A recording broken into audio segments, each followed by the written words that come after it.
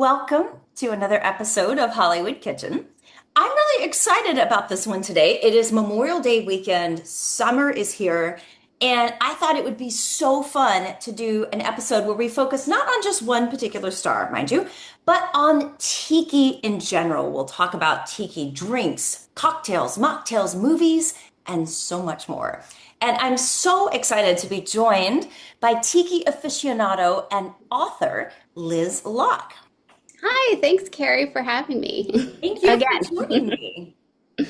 Thank you for joining me. So today, we are going to talk about all things tiki, and you are going to show us how to make Frank Sinatra's favorite tiki drink. That's right. Yeah.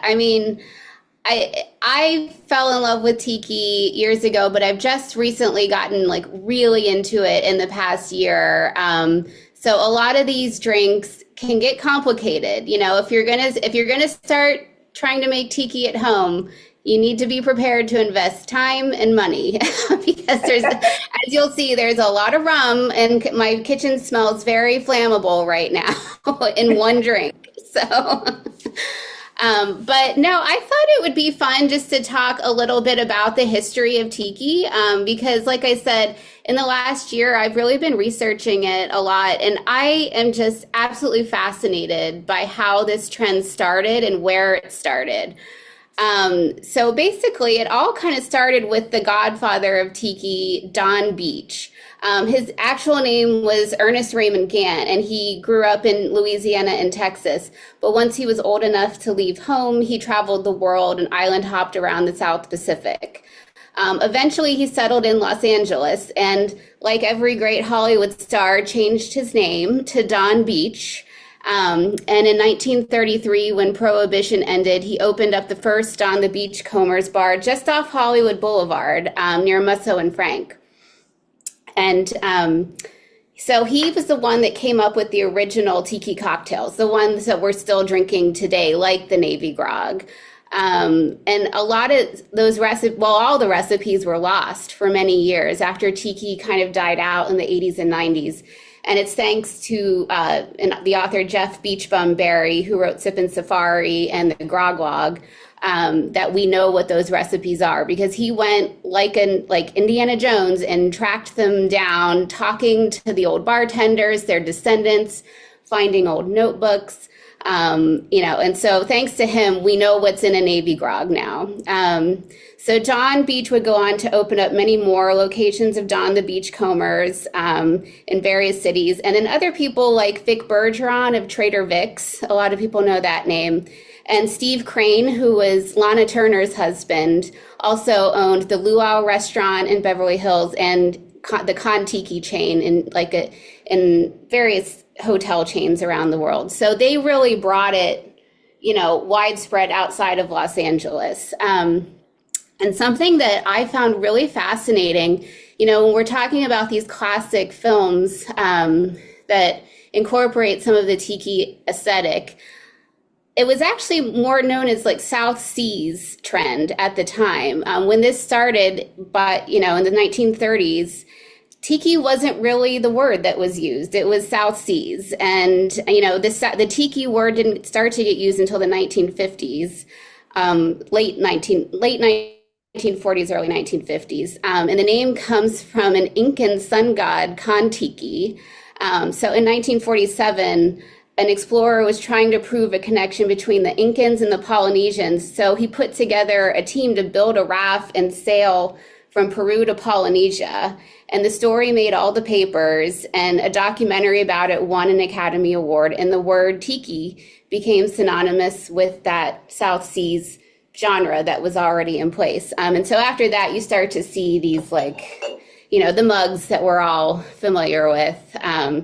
So I don't know. I just find all of this fascinating, that how tiki evolved throughout the years, and to think that it started in 1933. When I always thought oh, this started with Elvis, and it's no, it goes way back for much further than that.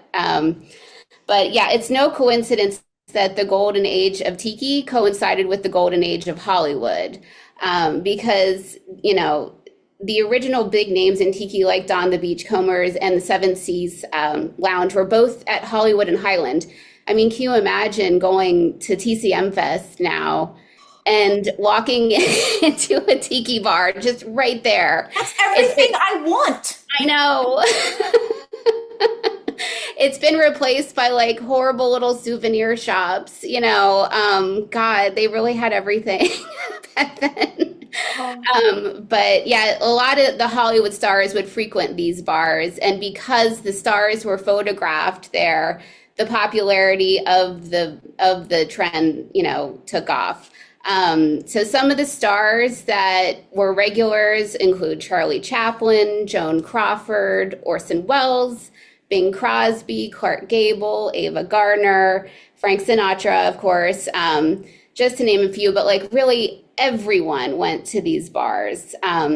And it's funny, like some of the celebrities were such regulars there that they became friendly with the wait staff, and some of the waiters and bartenders would go on to act in Hollywood films through the connections that they made at the bar. So, you know, at the time when this started, South Seas films, like they were, a lot of them were shot on Catalina Island, standing in for Polynesia.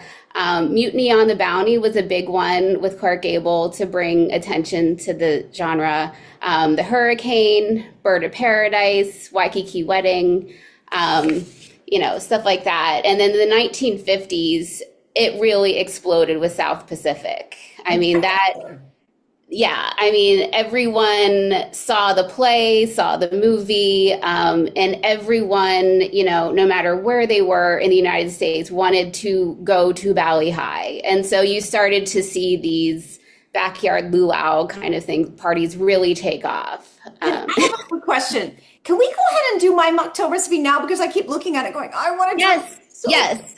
So, Carrie, your mocktail recipe came from a newer tiki bar that I went to in Anaheim called Strongwater. So, if you want to tell everyone what's in it. okay. Well, it's supposed to be lemon juice. I don't have a measuring cup for ounces, so I'm not sure how many ounces worth as I've put in this bowl here. But let's see. It's got pineapple juice. I would say, like, yeah, 2 parts pineapple juice, 1 part lemon juice, 1 part simple syrup or cinnamon syrup. Can I just kind of eyeball it? Is Yeah, that okay? All yeah. right. So we're gonna do the pie.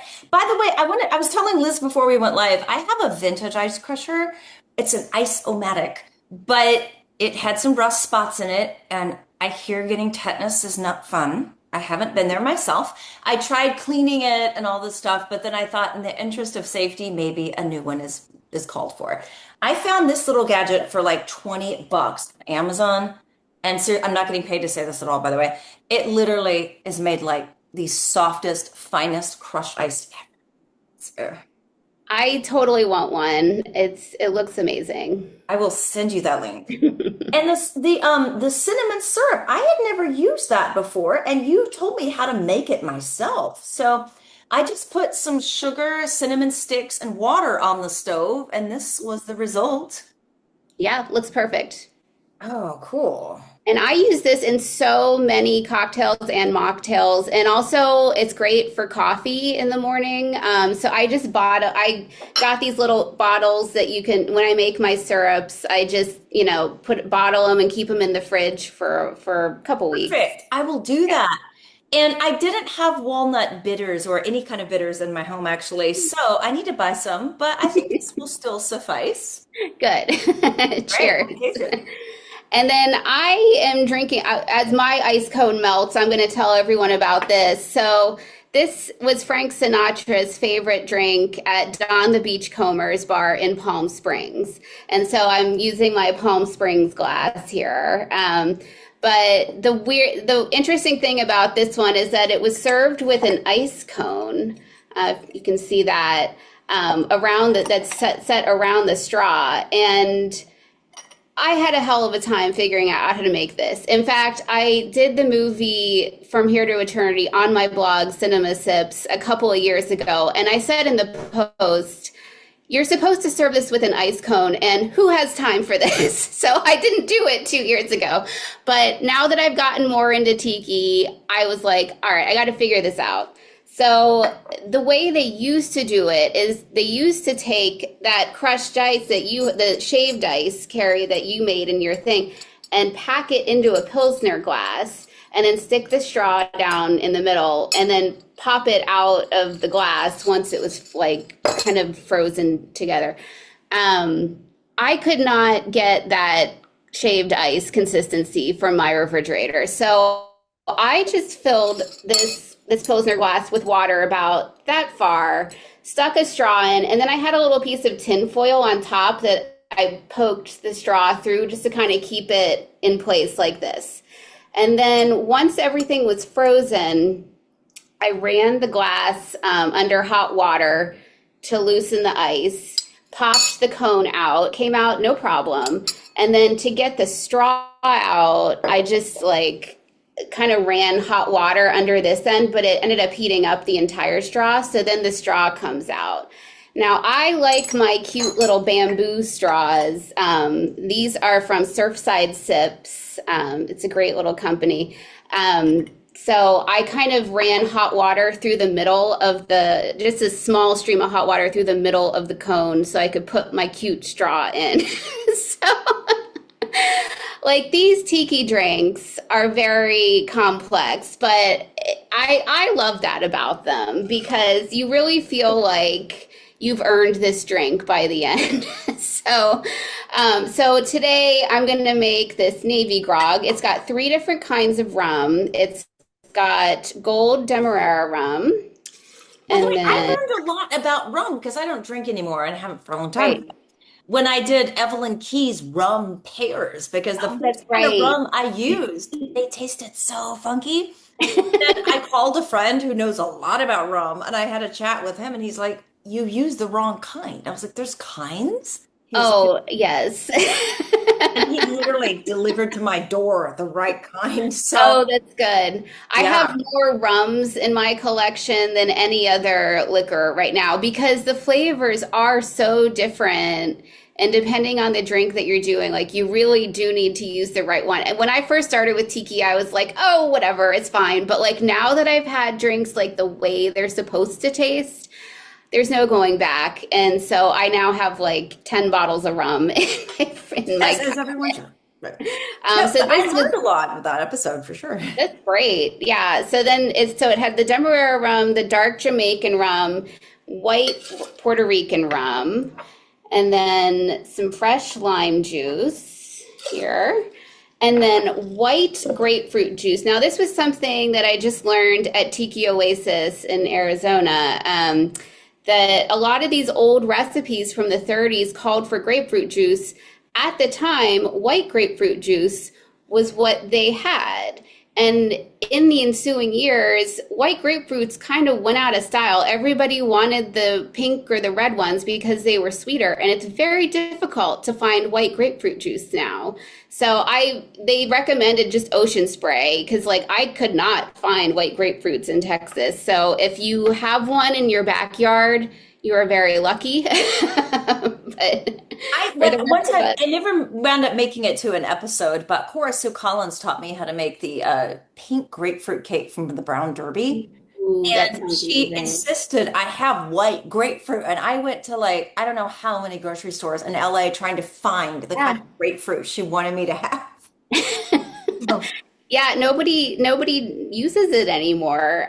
But for this drink, you really do need that more bitter grapefruit flavor because to balance out the sweetness of some of the other ingredients.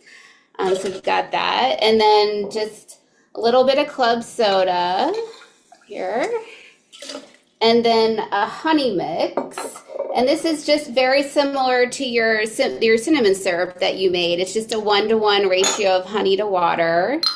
So we do an ounce of that. And then we shake it all up. I love this shaker because you can measure in it and it's easy to pop on and off because it's threaded. So we shake that. And then in my glass, I've got just mint, mint from my garden, which is looking a little anemic, and some lime. And then we just pour that in. And you really do need a large block of ice or the cone if you can make it, because this is a very strong drink. And as the ice melts, it kind of dilutes it a little bit and makes it smoother, more palatable. So, cheers to Tiki Summer.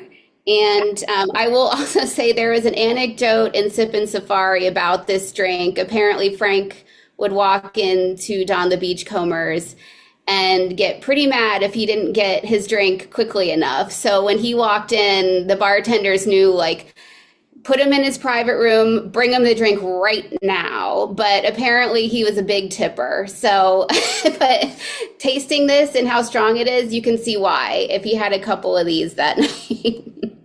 Wow. But yeah, it's fascinating to me, like all of the Hollywood's connections to this movement. I don't know if you have any favorite films from that era, like the 1930s and 40s Carrie, or later in the 50s. Yeah, I'm a big Joan Crawford fan, and I recently got the Blu-ray version of Rain from the early 30s with Joan Crawford and Walter Houston. I can't say it's a fun movie. I mean, it's drama, very sad, tragic drama, but it's all filmed on Catalina Island in the early Mm. 1930s. So that's fun to see that. Um, God, there's so many. It's just I don't have my notes in front of me, but I also, like in later movies, I kind of tried to pick movies from all sorts of different genres when I was thinking about this. And like Creature from the Black Lagoon, that's a fun summer tiki movie. South Pacific, From Here to Eternity. Probably anything with Dorothy Lamour is going to work. No, I think I still need to watch some of the really early ones from the 30s. It's particularly Mutiny on the Bounty. Apparently, that was also filmed on Catalina, and one of the sets from that movie was turned into a bar after filming wrapped. And Clark Gable used to like hang out there all the time. So I really need to watch that. But that's kind of an interesting segue into the designs of the bars. Because a lot of the early ones were designed by Hollywood production designers and special effects artists because they had these like lightning shows and fake rain and waterfalls. And you think about like the early bars in Hollywood, the Coconut Grove had those palm trees from the Chic. So like even before Dawn the Beachcombers, there was this interest in like the exotic, the tropical.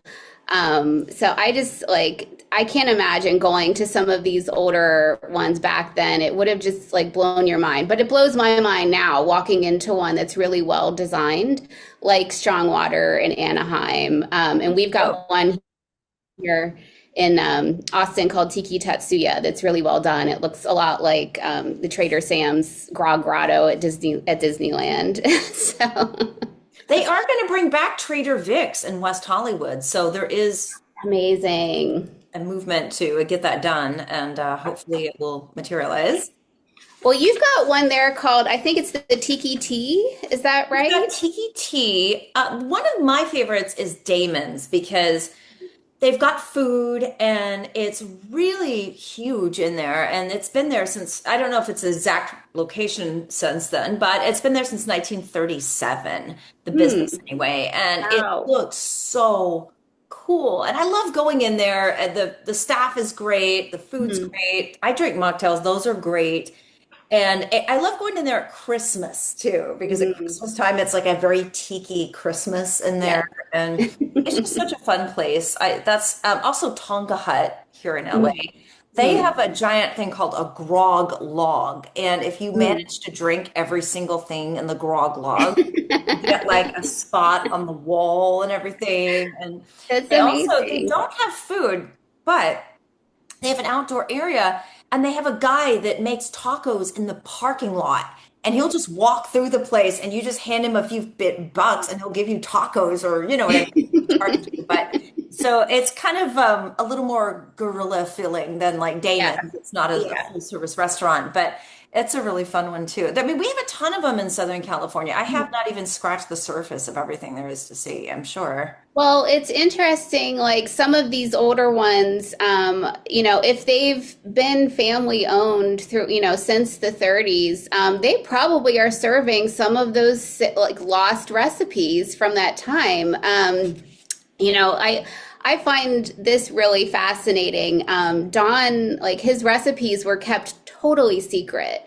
If you look at menus from that time, it'll just say like, oh, this is, it'll give a name of a drink like a Mai Tai, and it's like drink this and you'll feel like you're floating on a Tahitian lagoon. It doesn't say this is rum and orange liqueur and almond syrup. It doesn't tell you what the ingredients are. So menus are of no help in trying to track these drinks down. So what Jeff Barry did was he tracked down the old bartenders and their descendants, like from the Tiki tea. And a lot of them had their original notebooks, where they would list out drink ingredients, but some of the ingredients were still in code. Like it would say Don's mix number 3, Don's mix number 1. And you're like, well, what is that? And so it took like talking to more people and to break that code of what the mixes were. It's just really fascinating. And then, when Trader Vic's wanted to open, he may have had the set designers. He didn't have the drinks. Nobody knew what was in a Mai Tai because Don kept it secret. So he had to reverse engineer just by tasting what the drinks were. And then Steve Crane, when he opened his stuff, he basically he paid a ton of money to Don's bar managers to come work for him. So he bought the recipes in essence. But it's just like fascinating. And then when Tiki went out of style in the 80s and 90s, all of this was lost. So I am super grateful to the people who really tracked down the recipes and brought them back, as we're having this craft cocktail renaissance. Tiki's slots perfectly into that. But it's amazing, to think, oh, I could go to this bar and have a drink that was made the way it would have tasted in the 1930s. And there's only a handful of tiki bars that can do that now, like the ones you mentioned in LA. And then the Mai Kai in Fort Lauderdale, that was a, descendant from one of Don's original bartenders. So fascinating. Ah, oh, it really is. I think this would make an incredible movie if anyone ever wanted to tell the tale of cocktail espionage in the 1930s. Oh my God, yes. I would watch that. Just putting that out there. So, Carrie, what was your first experience with Tiki? I'm curious. Oh gosh. I'm not even sure. I think probably I've been a long time volunteer with the American Cinematheque. I used to go down there and volunteer a lot at the Egyptian. And we would have tiki screenings or we would have dress up tiki luau kind of things. And I thought it was just so cool and so much Mhm. fun. And I was fascinated by just not only the kind of drinks, but the food and the movies and the kind of the Mhm. whole world that all of that stuff created. And I'm really lucky I've gotten to go to Hawaii and I've gotten to go to some different tiki bars when I've gotten to travel. And it's just so much fun. And Mhm. my friends, Darren and Eric, they're going to do a tiki episode with us later this summer. I know you guys are probably watching, so yes. In any case, but they found them in Germany, which I never would have thought Germany. But they said, well, they have these long, gray, cold winters. And wouldn't you want to walk into a sunlit tropical paradise? And I was like, that actually makes sense when you look at it like that. Totally. And and it is all over the whole world. I mean, this really is like a global thing. And I love to see that it's such a big deal. We have a thing in San Diego called Tiki Oasis, and I've wanted to go for ages, and it just hasn't worked out with my schedule, but I really want to go. It sounds like so much fun. one of my Art Deco friends dressed up as one of the girls from Mothra and did go-go dance Mothra thing. And they have just classes and events, and it just looks like a blast. So Yeah, the one long I did the baby version in Scottsdale, and that was incredible. Like the classes were amazing. The vendors, I got this headpiece at the marketplace. Like the outfits these people wear, amazing. But like I wear caftans all the time and 1960s clothes, so I just felt like, well, I've been shopping for this event my entire life. Finally, I found my people where I can wear all my weird stuff just out in public at the Valley Ho. It was wonderful. Come out and do Tiki Oasis. We can go down to San Diego together. I would love that. I really would. Oh my. But no, it's interesting that Tiki is having such a moment now because I think, like I said, it really died off in the 80s and 90s, and there's been this resurgence in the 2000s. Jeff Barry says something really interesting in Sip and Safari about like the worse things are in the world, the better it is for Tiki. Because you think about when it started in 1933, Great Depression, World War II, and then all of the people that experienced the Great Depression and World War II were working really, really hard in the 1950s to make sure that their boomer children did not have to go through that again. And, they needed that escape of Tiki. And then things kind of got better. Like their hard work paid off. Things got better in the 80s and 90s, and we didn't need Tiki anymore. But then things got worse. and now we really need Tiki. So it just like it makes total sense. Like I need an escape, certainly.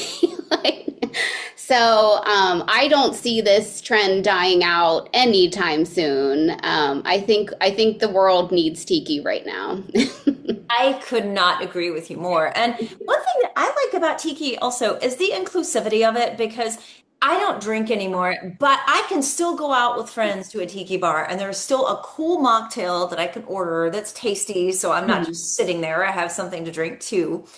And it kind of appeals to a lot of different people across different spectrums. It's not one of those interests that's got a really narrowly defined group of people, you know? Mhm. I mean, it's kind of pretty broad, which I like. Absolutely. Yeah. No, that's one of the reasons that I got into it was because my husband is a non-drinker. And so, we would go to these craft cocktail bars and it was like, well, I'm drinking a martini and he's got a Diet Coke, and it was just like kind of not as fun for him. But with Tiki, the bartenders go all out with these mocktails and they're very complex drinks. So it's not like they just put, some grenadine and Sprite and called it a day. No, like they've really engineered these mocktails very well. To the point where like if I've had too many Navy Grogs, like I'll gladly switch to a mocktail just to like stay in this tiki world a little bit longer. So no, it's something that both of us really enjoy. So like you said, I love the inclusivity of it. And going to these events like Tiki Oasis, I mean, you just see every kind of person from all over the world, and we're all just coming together insert like for this like wonderful fantasy like lifestyle just for a weekend. I think that Tiki appeals to me because it's storytelling. It is storytelling in cocktail form. And the like storytelling is why I love movies. It's why I love books and it's why I love cocktail. And it's like Tiki brings it all together into one place. So I think that's so fun. I agree. And you're so right about it just being an escape. And I think a lot of us need an escape in our lives because life is very hard many times. And Absolutely. Yeah. it's joyful to me. And also one thing I've noticed from going out with my friends in particular is a lot of these bartenders seem to take a lot of pride in their work. Like they take Mhm. it very seriously. It's not just they're like They take it so Mm, carefully, exactly what they're making, how they're doing it. They're so precise. Like mhm. I've watched them and I have fun just watching them because, Yeah. again, they're craftsmen in their own right, you know? Absolutely. Yeah. And I think that like if Tiki is going to continue to blossom, like we need to support businesses like that where the bartenders really take pride in their craft. I think there is always the danger of it dying out like it did in the 80s when places cut corners and use cheap ingredients. Like if you've ever been to TGI Fridays and had what they call a strawberry daiquiri and it's like this syrupy grossness, like we need to make sure that doesn't happen again, so it is really important to support the place, like the like independently owned places where the bartenders really care about their craft. So yeah, like I said before the episode, I'm headed to one in Galveston that just opened up in a few weeks. So I'm excited for that. But yeah, it's like I think my first in experience with all of this was the Enchanted Tiki Room at Disneyland. Oh, I should You have thought of that. Yeah, I went there to know? Disney World when I was like 10. So yeah, I should have thought of that. Right. Yeah. I think for a lot of people, that was probably their introduction. And, like we all know that experience of just being in that room with the rainstorm and the flowers talking, it's just so magical. And I love that these bars now have managed to recreate some of that. Like the Tiki Bar here in Austin has like, the video projections and somebody orders a drink and it storms inside and lightning flashes, it's just so fun. And yeah, it really is like you're in a different world for the hour and a half that you're there. So I think that's fantastic. Last summer at the Hollywood Heritage Museum, we had a day where we had an author come in and he wrote an entire book about the history of the Enchanted Tiki Room. Mm. And it was over 100 that day. Out here, it's probably like 107. The event was packed. The whole place was packed. And I Was was the like, book Before the Birds Sang Words? yes, yes. Okay, I have it. I have not read it yet, but I did buy it. I'm excited. I'm excited to dive into that one. Just seeing the enthusiasm. I mean, all these people are willing to pack into this room in 107 degrees and sit there and listen to this about the Yes. Tiki Room because the interest in it is so powerful. And Oh, I would totally listen to that. I'm sure he's probably spoken at Tiki Oasis too, but like that's the kind of thing that you get to experience at Tiki Oasis are these really interesting classes. Like I did one on the lost rides of Disneyland. And then I did like a seminar taught by Beach Bum Berry about like the history of the drinks and his work uncovering them. And my husband did one because he's a ceramics artist, so he did a class on like ceramic mug making. They invited an artist to come in and talk about their process. So it's just like it encompasses so many different art forms. It's amazing.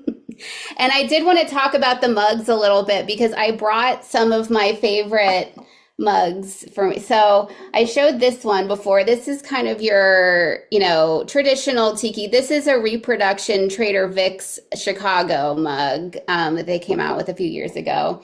Um, Elvis, I know we all love Blue Hawaii. We love Angela Lansbury drinking her Mai Tais. So I do have an Elvis rum barrel mug. It says TCB, taking care of business. I think quick. This one is the Trader Sam from Disney. I got this at Disney World. So you'll see this icon like at the Polynesian Hotel. This is the big sculpture there. And my absolute epitome favorite tiki mug, Sophia Petrillo from the Golden Girls. My world's just collided.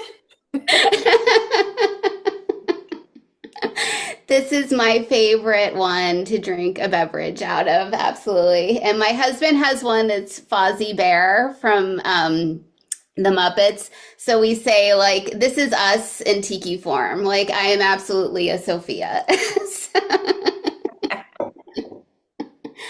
But yeah, it's like, how can you not enjoy the like tiki when you've got stuff like this? It's so fun.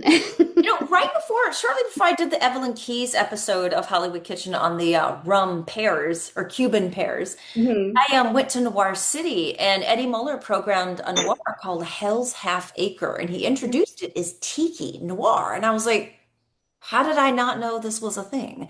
And I've never heard of it. right, I hadn't either, and I'm not gonna lie, it's not necessarily a great movie, but Mhm.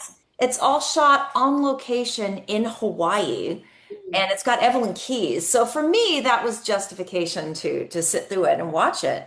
I But am totally putting it on my watch list this yeah, summer for sure. I would still recommend checking it out though, because there's sometimes I will watch a movie, even if I know it's not a masterpiece, Mhm. because of the locations, the settings, the world of it. Like there's a Jane Russell movie called The Revolt of Mamie Stover. Oh, that was going to be my rec on this. This is my favorite Tiki movie to watch. Absolutely. She is stunning in this.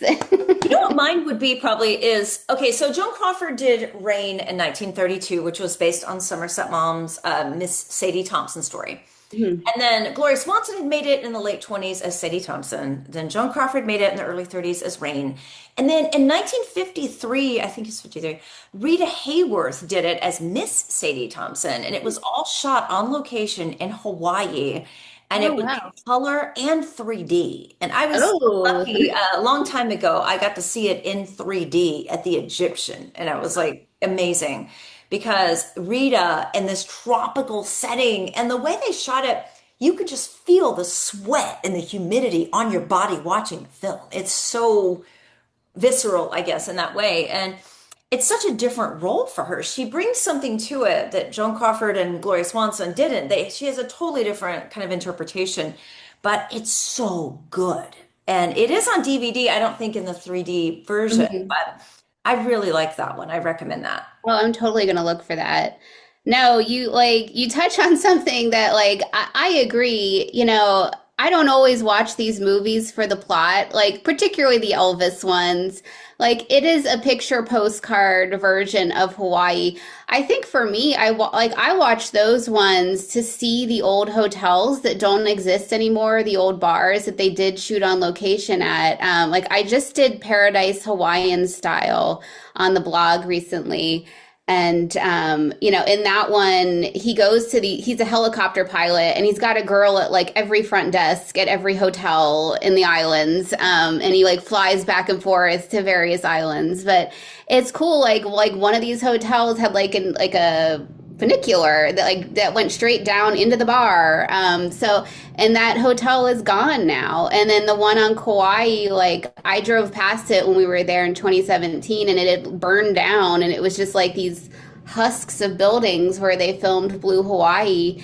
And it's like really wonderful to see it, in all of its glory on screen. So, Yeah. you know, for me, the plot is it's like if I can watch beautiful scenery and drink these cocktails while I watch it, like that's all I need. Going.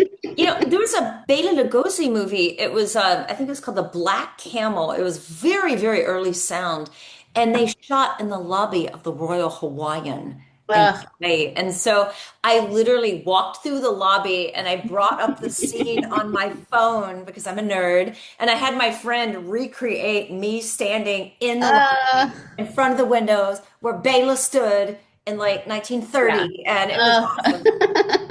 I love that. No, we went to the Royal Hawaiian last year, just like on a whim, kind of like, I don't know why, but we were just like, it's January and we're like, we got to go somewhere. And so we like ended up going to like staying at the Royal Hawaiian just for 3 nights. And like, it was so great to like stand in that history, like all the films that were made there, the celebrities that have walked through that lobby, like it's just incredible. It really is, and it's just so beautiful. Oh, another Tiki sort of movie I would recommend. There's a Dorothy McHale pre-code called Safe in Hell. Oh, And I've seen that. It's so oh good. my God, 'cause she's stranded in this like tropical island and she can't leave, and she's in this hotel with criminals. And if you wanted to go Yes. pre-code Tiki, then that would be a good one. Yeah, and the chickens. I remember there was like a rooster. It was like always chickens in that hotel, which if you've ever been to Hawaii, you know, there's There always are chickens. chickens. There will be chickens. No, that's good. And I just did like in preparation for going to Tiki Oasis in the desert, I did a series of Tiki movies on the blog. So I did Donovan's Reef, which I was not expecting to love as much as I did. I was just like, oh, this is like dudes hanging out on an island, but no, it's got some more hard hitting, emotional elements to it. I was impressed, and of course the scenery is amazing. And then Gidget Goes Hawaiian, which was really fun. I loved that one. And then, like I said, I did Paradise Hawaiian style. And then I was really surprised. I just saw on the big screen A Place in the Sun with Elizabeth Taylor and Monty Cliff. And they have a tiki dinner party halfway through that movie. Like they're sitting in her parents' lake house with Lays, and there's a guy with this steel guitar player, and they're eating things out of pineapples. And I'm like, this is amazing. So, This is how life should be. yes. Another thing I wanted to ask you about, and this may be a whole different episode, by the way, tiki snacks to go with the tiki drinks. Okay, so I'll give you my go-tos because my Yes. husband and I do a cocktail hour every Sunday, and for the last 6 months or so, it's been a Tiki Sunday cocktail hour because I've gotten into the records of Martin Denny and some of the exotico music, lounge music, stuff like that. But I like the Trader Joe's sells these jalapeno cream cheese wontons that are fantastic. I love the little sesame sticks. I did a little appetizer with spam and pineapple. So you like cube the spam, fry it with just in olive oil, and then I did. I'm trying to remember what I cooked the pineapple in. Maybe barbecue. I remember like I marinated the pineapple in barbecue sauce and cooked it a little bit, and then put it on a little skewer. That was fantastic. I love spam in an appetizer. Pigs in a blanket are always good. It's interesting because a lot of these tiki bars served kind of pan Asian food in the so Chinese food, egg rolls were a big thing. And when you go to the bars now, it does still have that Asian flavor, and a lot of that is due. So Don Beach's original bartenders were Filipino. And so a lot of them would bring their own culture into these bars. So I really like Tiki is such a mishmash of different cultures. Yeah, it is. It truly is. But you definitely see that Asian flavor throughout the food. But I gotta say, like those Trader Joe's wontons, I think that's the best Tiki food for me. I'm trying to, in my head, think of things I've made on Hollywood Kitchen that could be tiki snacks. Obviously, the Cuban pears from Evelyn Keyes, because you basically soak them in rum and then cook them. Mm-hmm. That would be a good one. Um, I also did one that was I did a Joan Crawford fruit salad, which you could Mm. actually put that on a skewer and make like Oh, a fruit totally. bob. I'd have to go through my list of things I've made and I try to think know. of other ideas. If you do another Tiki episode this Oh, summer, that we I'm have. making my spam and pineapple. Okay, okay. Excellent. Excellent. Yeah. No, because you're right. Like these drinks are really strong and you do need a snack. And I will say, like, I've been to tiki bars without a good kitchen. And you're feeling it afterward. Tiki Tatsuya, I love the cocktails. The food is not to my liking. There's not a lot of vegetarian options there. And it's like, I'm kind of picky on, like, I don't like seafood. So it's like, a lot of these tiki tatsu, it's like seafood heavy. Anyway, but I'll tell you, the one place that had a great food program was Latitude 29 in New Orleans, and that's owned by Jeff Beachbum Berry. So the cocktails are great, but the food, like they had like pimento cheese rangoons that were amazing. So they really took some of those like Southern flavors and put them into the Pan Asian scene. And yeah, that was probably our best tiki meal that I've had. Huh. Okay.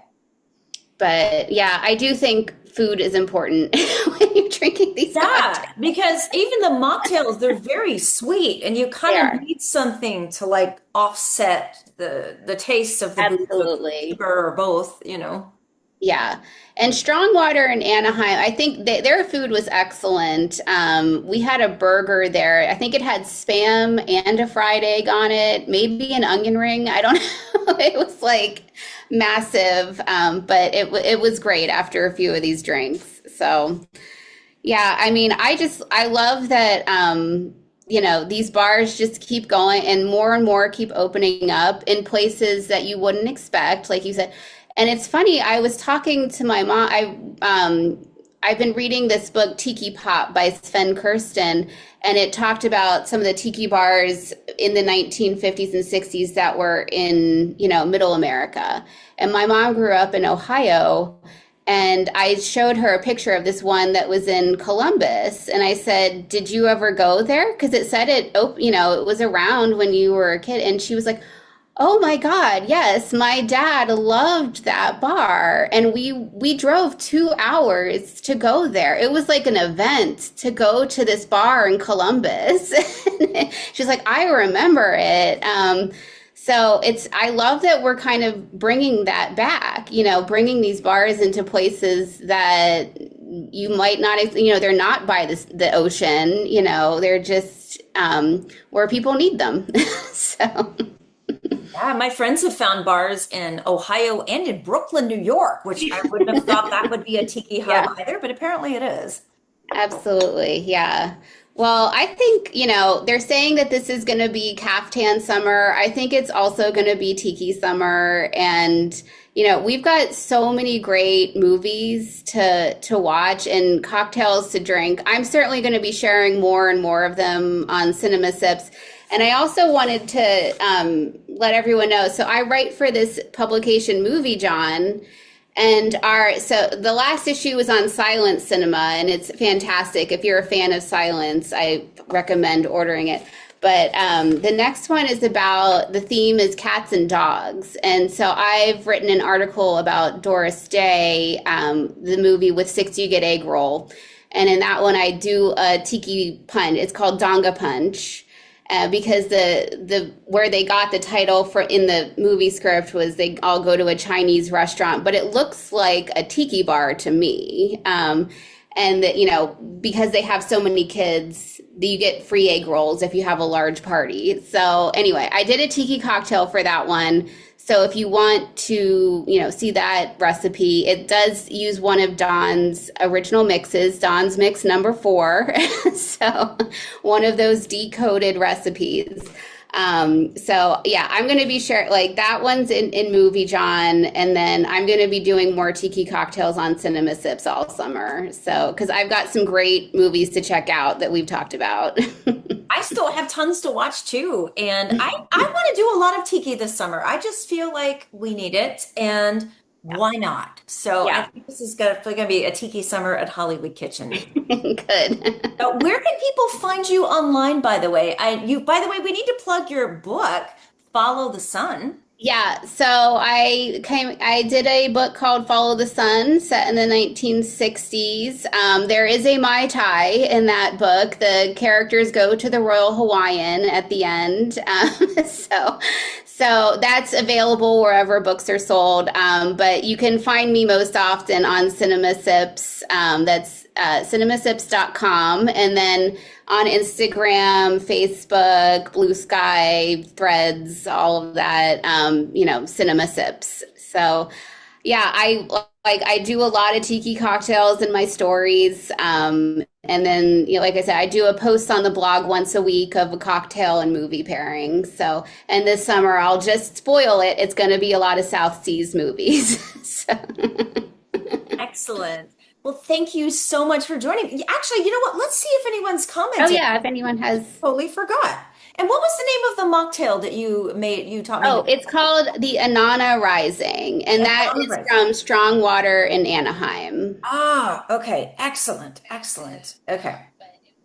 Danny Miller is saying, I love Mamie Stover. Ah. Listening to your episode in my car, and now I'm thirsty. Well, definitely try the mocktail then if you're in the Yes, the car. mocktail if you're driving. David Starkman, I miss tiki appetizers. Yeah, that needs to come back. Yeah, it should be in the next Tiki episode for sure. Daniel Bean says Tiki is where I live. Shag is one of my favorite artists who tackles that aesthetic. Great spots Yes. in North Beach, San Francisco. Yeah, I've been to the Shag store in Palm Springs, and at Tiki Oasis, he was selling these amazing parasols. So I had like a little too much to drink at the welcome party, and I walked out in the lobby, and they were selling these parasols for $45, and I was like, sure. And so I bought a Shag parasol, but honestly, it's one of the best drunk buys I've ever made because I used the heck out of it in the desert. Like we went to the Frank Lloyd Wright compound there at Telia's in West, and I had my little parasol out. I've used it so much. I love Shag, and we have some of the albums that he's done the cover art for. Really fantastic. Well, I love to shop, so I will never, ever, ever fault anybody for making a purchase and under any kind of influence. Let's see. Meg McSweeney. I'm a wedding officiant, and one of my favorite gigs was a tiki themed wedding officiant for Ooh. a couple who courted at tiki bars and events. They used their tiki mug collection as flower vases at each table. Oh So my God, I love this. Elena Mina. I love Elvis. He's great in both the Hawaiian movies. hmm Craig Marquise said, Yay for Doris Day. Thanks, Elizabeth Locke. Egg rolls, yes. Catherine Bird. Okay, what was the name of that publication, Movie John? Oh yes, Movie And where John. can So one it's find a it? Yeah, it's out of Philadelphia. Movie JAWN. So I'm not really familiar with Philly lingo, but I Me guess neither. John is a thing. I don't know. But I've been writing for them for almost 10 years, and they just do phenomenal work. The zine is stunning, and it's a print magazine, which there just are none of those Oh, anymore for movie fans. So it's quarterly. There's 4 issues a year, and they send you really cool goodies along, like little like puppets or stickers or patches, like just little goodies in every magazine. So yeah, I absolutely love it. and Rosalie Kicks of Movie John, she and I are planning something really cool. So Oh, stay good. tuned. Something is in the works there. And yeah, so, but we're getting a really good audience here. So yeah, there is definitely interest in this topic, and we will be back. Yes, absolutely.